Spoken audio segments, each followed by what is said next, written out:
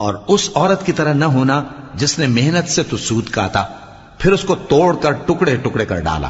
कि तुम अपनी कस्मों को आपस में इस बात का जरिया बनाने लगो कि एक गिरोह दूसरे गिरोह से ज्यादा गालिब रहे। बात यह है कि अल्लाह तुम्हें इससे आजमाता है,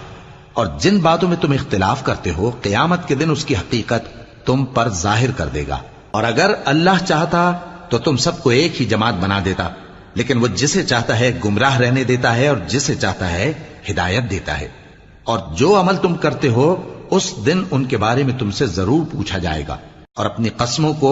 आपस में इस बात का जरिया न बनाओ कि लोगों के कदम जम चुकने के बाद लड़खड़ा जाएं, और इस वजह से कि तुमने लोगों को अल्लाह के रास्ते से रोका तुमको सजा चखनी पड़े और तुम्हें बड़ा सख्त अजाब मिले।